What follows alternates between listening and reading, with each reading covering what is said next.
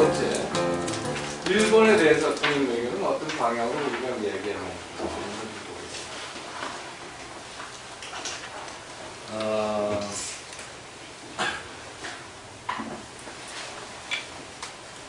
일본에 대한 통일외교의 기본 방향을 우리가 생각할 적에 저희가 보기에 우리가 주장할 것은 일본의 미래에 대한 이야기부터 시작해요. 일본은 어떠한 미래를 가질 수 있는가? 일본의 미래는 기본적으로 일본의 미래는 동아시아 공동체의 성공 여부에 달려 있습니다.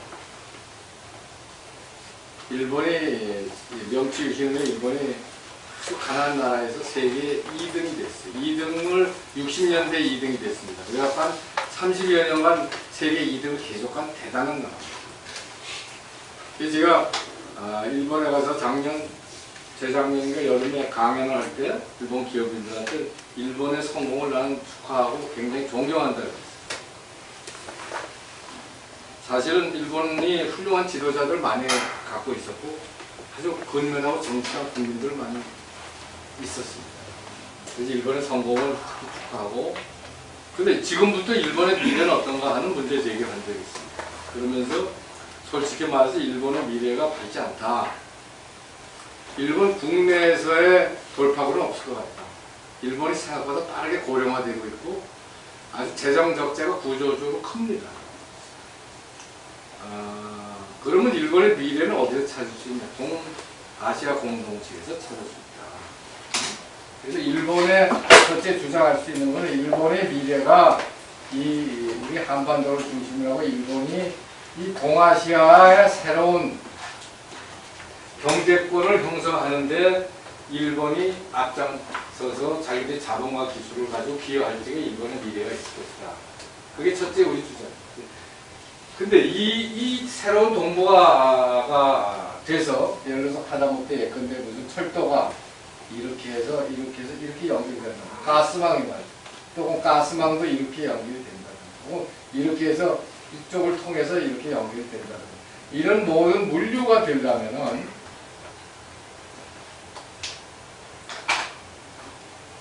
결국은 동아시아 공동체가 되려면 결국은 한국 통일의 필수적입니다. 한국 통일이 되지 않고 동아시아 공동체가 될 수가 없습니다. 그래서 지금 분명히 이제 가서 그 이야기를 해줘야 됩니다. 일본이 이렇게 있는데 결국은 이 새로운 동아시아 시대에 열려면 이게 분단되지 않고 이 지역을 저렇게 납두되고 비정상적인 상황으로 놓고는 도대체 이 지역이 서로 교류하고 발전할 수가 없다는 걸 확실히 얘기를 해주면 어떻게 되냐면 한반도의 통일은 한민족의 문제만이 아니라 일본의 미래가 걸리는 문제다. 제가 그렇게 얘기했어요. 그런데 최근에 말이죠. 대단히 바람직하지 않는 방향으로의 움직임이 일본 안에 있습니다. 그게 뭐냐면은 특히 최근에 이제 두 가지가 내가 볼 때 그 계기가 되는데, 그래서 그건 무슨 얘기냐면 중국하고 지금 여기 이제 그 섬을 가지고 지금 분쟁이 격화되면서 중국과 일본이 과연 앞으로 서로 우호적인 장기적인 안정적인 관계가 유지할 수 있느냐에 대해서 이번에 좀 회의하기 시작했어요. 일본과 중국이 장기적으로 우호적이고 안정적인 관계 유지가 가능하냐 회의하기 시작하고, 또 하나 최근에 이제 한국과 일본과의 여러 가지 관계의 악화와 더불어 한국이 중국 편향으로 가고 있다 하는 것을 일본의 사람들이 느끼기 시작을 했어요. 그래서 사실은 결정적으로 그게 기여한 거는 사실 우리 MB 대통령이 독도 방문하고 일본 왕에 대해서 섭섭한 얘기를 하기 시작하면서 그게 계기가 됐어요. 그러면서 사실 일본에 있는 한류가 죽기 시작을 했어요. 그래서 일본에서 어떤 분위기가 있냐면은 여러분 들으면 대단히 섭섭할는지 모르지만은 아시아 역사에서 중국과 항상 맞짱을 뜰 겁니다. 일본은 아시아에서 항상 중국과 어깨를 나란히 하냐고 끊임없이 자기 주장을 했던 게 일본이고, 중국과 어깨를 나란히 하고 맞짱을 뜨려고 했던 소국이 하나 있는데 그건 베트남이고, 수시로 가서 중국, 때로는 반발도 하지만 많은 경우에 중국에 가서 변방 속국 역할을 한 게 조선 한반도다, 이런 인식이 있어요. 이 인식이 다시 요즘 나오고 있어요. 그래서 한국이 우리의 파트너가, 장기적인 파트너가 될 수 있게 됩니다. 냉전 때는 한국을 파트너라고 생각했는데 도리어 냉전이 끝나고 최근에 중국이 커지면서, 그리고 중국하고 일본의 관계가 악화되면서 한국이 최근에 한일 관계가 대단히 악화되면서 감정적인 차원이죠. 사실은 한국으로부터 마음이 떠나가는 일본이 있습니다. 그래서 일본은 지금 어떻게 가느냐? 이쪽으로 가는 겁니다.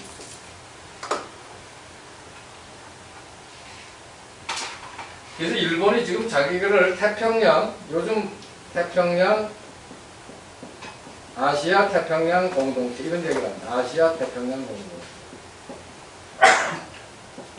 옛날에는 동북아 동아시아 공동체를 얘기했습니다.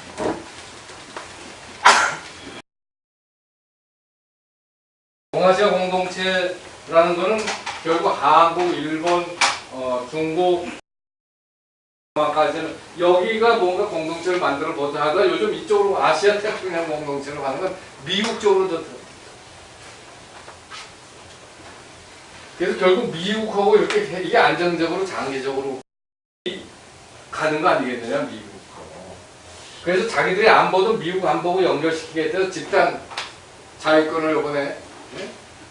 미국이든 일본이든 한쪽이 공격받은 것처럼 행동하겠다고 하는 집단 안보권을 서로 양해하기 시작. 사실 배경이 미국도 지금 걱정하는, 미국도 중국이 장기적으로 저게 우리의 파트너가 될 수 있는 겁니다. 반반으로 보고 있고, 일본은 더욱 어렵다고 보고 있고, 그래서 일본과 미국과의 관계를 더 강화시키면서 일본이 우경화하는 겁니다. 그 일본의 우경화는 우리는 말이 쉬워서 뭐 일본이 중국주의로 돌아간다 그러지만 자기들로서는 안보적인 차원에서 불가피하다고 봅니다. 중국이 커지고 있는 거예요. 중국이 엄청나게 커지고 있고 군사화되는데 일본이 중국의 변방 역할을 할 생각을 포기하고 독립을 하려면 이게 일본 입장. 그런데 한국이 과연 반일 대본은 수시로 하지만 반중 대본 하는 것도 못 봤으니까 이게 어디로 갈 건지 자신이 없다는 거예요. 그래서 이런 분위기가 최근에 많습니다. 그래서 사실은 한일 관계를 빨리 풀어야 된다. 제가 가서 아니다, 너희들의 미래는 이쪽이 아니라 이쪽이다. 이쪽이다. 다시 아시아를 떠나 생각하지 마라. 이쪽이다. 그래서 이쪽을 열기 위해서 이 문제를 풀자. 이 문제를. 그래서 이거를 통일 문제를 풀고, 그래서 이 통일 문제를 풀어가지고 이 지역 전체는 사실은 일본도 그걸 좋아합니다. 여기가 엄청난 자원이 있거든요. 여기도 마찬가지고 아주 미개척지가 많습니다. 이 극동 러시아 쪽은. 그래서 사실은 여기에 뭐 자원도 많고 이제도 많은데 그동안에 정치적으로 여러 가지로 제도적으로 꼬여서 이게 발전이거든요. 그래서 사실 여기에 일본이 앞장서서 나간다면 굉장히 좋단 말이에요. 그래서 이걸 할 때 많은 사람들이 고개를 끄덕이고 상당히 좋은 주장이라고 다 했어요. 근데 한 거의 몇 년 후에 가보니까 지금 그동안의 변화. 그건 우리한테 대단히 바람직하지 않아요.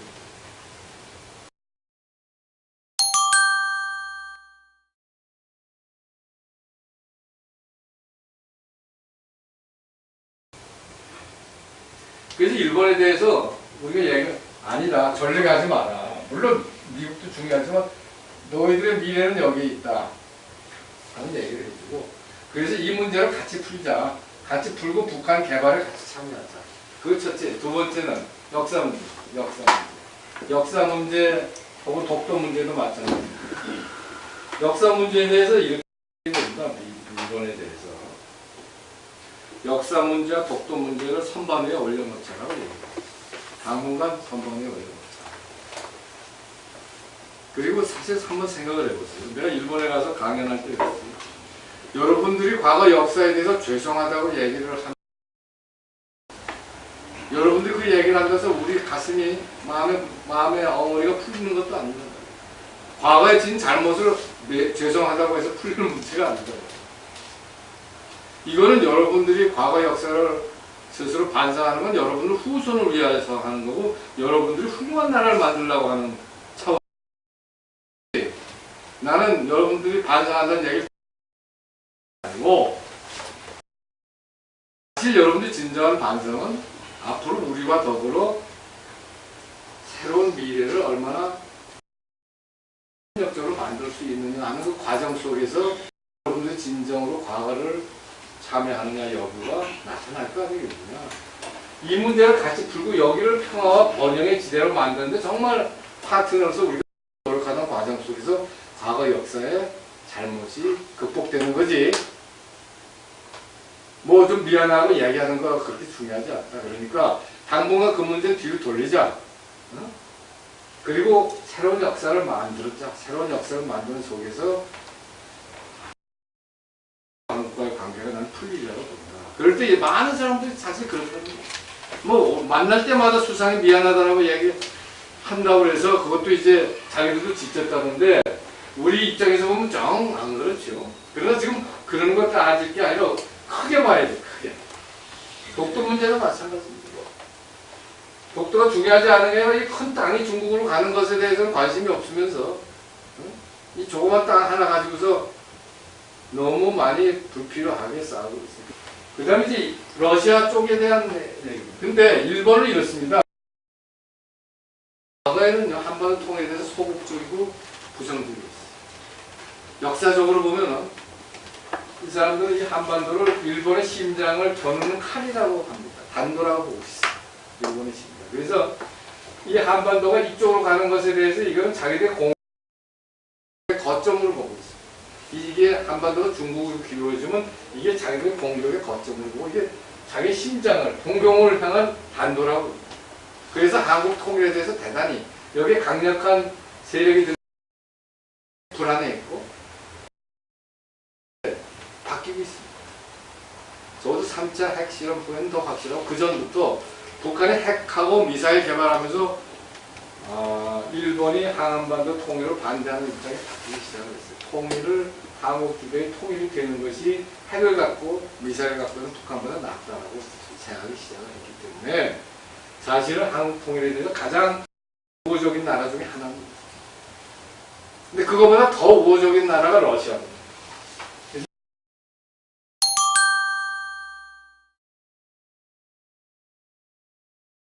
그래서 이제 그 다음에 러시아입니다. 이것도 똑같은 얘기입니다. 러시아한테 우리가 얘기할 때마다. 지금 여러분들 아시지만 러시아라는 건 뭐냐면은, 러시아는 이렇게 큰 나라입니다. 근데 이쪽은 아시아고, 이쪽은 유럽입니다. 그래서 근데 지금까지 러시아 역사는 과거 200년간 여기 중심이었어요. 발전이 여기 있어요. 유럽 쪽 러시아의 발전, 소련의 발전을 보는데 이제 앞으로 여기가 미래 동력입니다.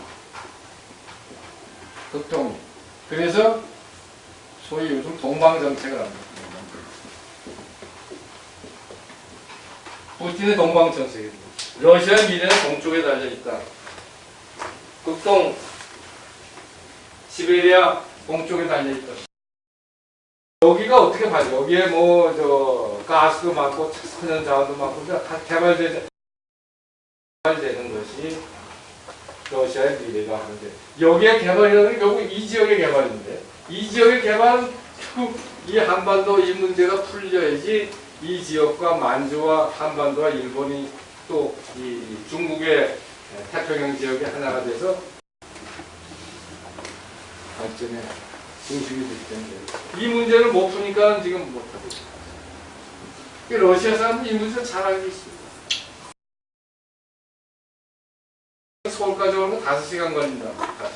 여기 교수가 한 번 와서 그러는데 5시간 걸린다는 거예요. 꼭 기다리고 있는 거지. 근데 이 배 타고 이렇게 하니까 이거 10몇 시간 걸리잖아요. 우라디버서 배 타고 동해에서 가니까 한번 잡다고요. 근데 여기서 오면 5시간 걸린다. 그래서 만주도 마찬가지입니다. 만주에 실제로 만주 중국 전체가 개방화가 한 50%인데 만주는 20%밖에 안 됐습니다. 돈도 많고 인력도 많고 이게 이제 통일이 되면 사실 물류는 이제 이렇게 러시아에서 또 만주에서 이렇게 해서 세계로 나갈 거고 또 이렇게 세계에서 이렇게 올라갈 거고 한반도가 정말 물류의 중심이 될 거예요. 그러면 만주도 발전하고 더 발전하고 이걸 통해서 나가고 여기서 만든 물건이 이걸 통해서 올라가고 여기가 이제 21세기 핵이 될 것입니다. 그래서 19세기는 영국의 시대고 20세기는 미국의 시대고 이 동아시아 시대고 이거를 뚫으려면은 통일을 해야 되고 우리가 우뚝 서야 된다. 그리고 이 새로운 시대를 주도해야 된다. 그러면 대한민국이 세계에 1등 국가가 되는 게 확실한 거죠. 그래서 이런 거를 러시아 교수들이나 러시아 학자들한테는 아주 대환전이고 그래서 내가 볼 때 우리는 러시아가 지금 옛날에는 대한민국의 영토적 이해관계가 있었어요. 부동산과 축제에서 영토적으로 이렇게 침범하시는 지금 그런 능력도 없고 그런 의지도 없고 자기 땅도 지금 주체 못하고 있어요. 그래서 그건 걱정 안 해도 되고 내가 볼 때 관계에서 제일 지금 우호적인 게 러시아입니다. 그 러시아를 확 끌어들여요. 그 다음 두 번째, 그리고 미국은 우리의 통일을 지지합니다. 적극적으로 반대하지 않습니다. 한국이 하겠다면 해라. 그러나 미국이 앞장서서 해줄 정도는 안 된다는 게 아까 몇 가지 이유를 내가 들었어요. 왜 그런지. 그리고 중국은 한반도 통일에 대해서 근데 이렇게 하는 중요한 이유는 우리의 입장에 안 섰기 때문에.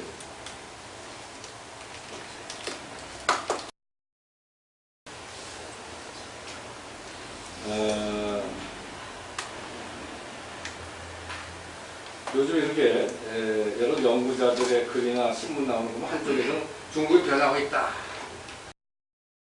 중국은 변하고 있다. 이제 북한을 옛날같이 대하지 않을 것이고 한국과의 관계가 개선되면서 통일에 가까이 오고 있다.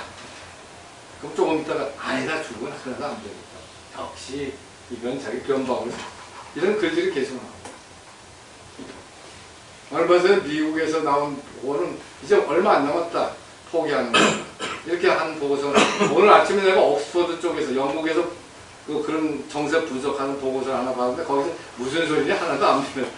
왜 이런 줄 아세요? 내가 그 두 글 보면서 이 친구들이 왔다 갔다 하는 거는 우리가 입장을 안 정해서 그래요. 우리가 입장을 안 정했으니까 중국 애들도 지금 생각이 왔다.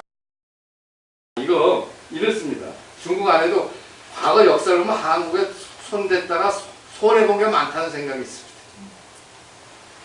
한국이 이렇게 간단한 민족이 아니다. 것도 있으면서 지금 남한은 조용하고 북한은 다 망하고 있으니까 이거 잘하면 그냥 편의주의적으로 할 수 있지 않나 이렇게 생각합니다. 이게 자기들 생각이 좀 왔다 갔다 해요. 통일하겠단 말이에요. 무슨 소리냐 이건 사실 우리가 하겠다. 그리고 필요하면 하여튼 이게 다 우리가 나가고 그런 과정에서 너희들하고 협력해서 좋은 시대를 만들겠다는 입장을 확실히 하면은 중국이 이제 뭘 얘기하면 그 절차를 얘기하겠어요. 어떻게 중국의 이익에 손해 보지 않으면서 어떻게 하면 통일을 할 거냐. 이제 이걸 얘기할 텐데 우리가 그 입장을 얘기를 안 합니다. 국민들 여론도 한국의 진보라고 하는 분들은 사실은 이게 학자들, 저 미국이나 중국 학자들 한국의 진보가 반대해서 통일이 되겠냐 그렇다. 사사건건 반대할 텐데 뭘 이제 하자고 그러면은 그런 식으로 얘기해요. 그냥 가만 주자 하는 식으로만 얘기를 하지 그 다음에 전혀 딴 정책도 없고 말이죠. 물론 보수도 그럼 물론 압박만 가하면 되자 그런 주장은 많이 했지만 압박을 가해도 백성들만 고통받지 권력자는 하나도 고통받지 않는다는 걸 충분히 감안한 전략을 안 세웠던 거예요. 그러니까 지금까지는 확실한 범인의 의지가 보이는 주장과 전력이 안 보였어요.